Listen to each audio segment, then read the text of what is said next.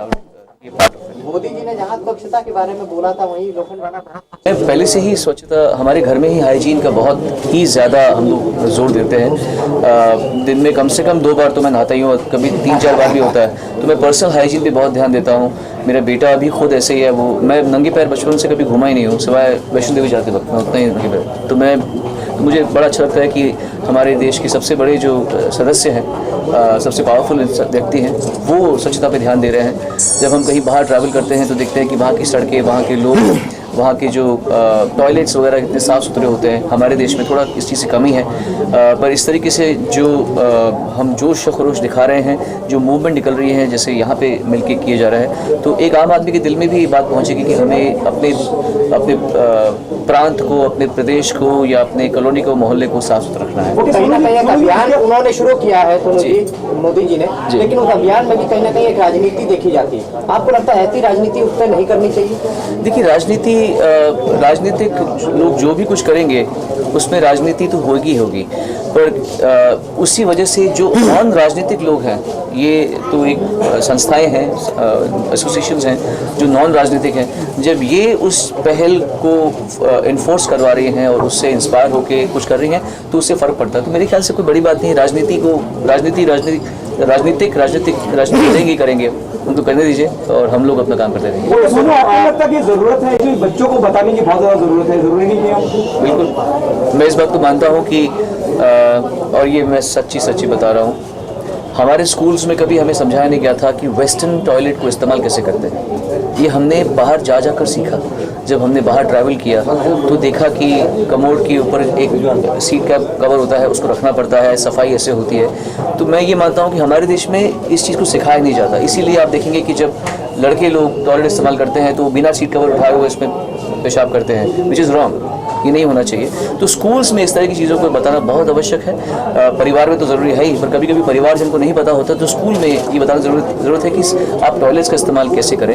ये बहुत ही ज़रूरी, बिकॉज खाना और पखाना ये 2 चीज़ें हिंदुस्तान सबसे इंसान की ज़रूरत चीज़ें हैं। सांस लेने के बाद में खाना और पखाना, अगर ये दोनों चीज़ों में सफाई खाने में ना हो और पकाने में ना हो तो इंसान की स्टैंडर्ड ऑफ लिविंग गिर जाती है। आपसे ज़्यादा चाहेंगे सोनू आ जाए इस इनिशिएटिव के लिए, आप क्या कहना चाहेंगे? सोनू निगम ब्रांड एम्बेसडर हैं स्वच्छ भारत के मोदी साहब की तरफ से, और जब हम पिछले फंक्शन में दिल्ली में थे तभी इन्होंने, सोनू जी ने बड़ी अच्छी बातें बोली थी। And that's the reason today when I invited him, he was supposed to be here. 27 तारीख को जो हमारा ओपनिंग था उसी दिन यहाँ होना था, लेकिन उसी दिन उनको यूएसए जाना पड़ा। और we are thankful to him for that he is here as ambassador of Swachh Bharat. And Vyapari Mandal, Celebration Club, Lions Club International, we all are together, and I am sure that we will develop and maintain the same thing even after 365 days. You will see that our Loknavala will be the same. Sonu sir, अगर आपके single की बात करें तो काफी लोगों के बीच पसंद किया जा रहा है, काफी लोगों ने पसंद किया है उसको, अच्छा रिस्पांस मिला है, उसको लेकर क्या कहना चाहेंगे आप?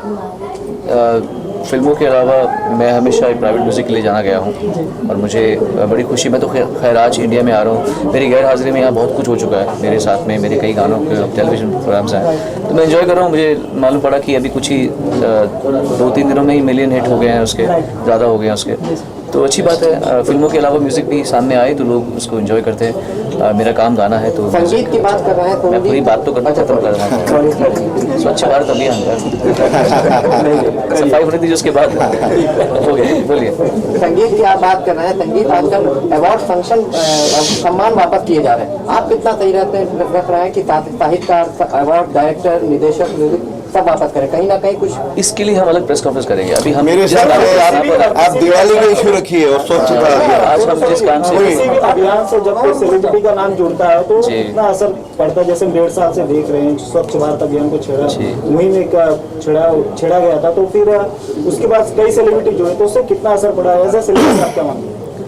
देखिए, जो भी सेलिब्रिटी हो या ना हो, आप हो, मैं हूँ, ये हूँ, कोई भी हो, सेलिब्रिटी, हर इंसान अपनी सेलिब्रिटी है।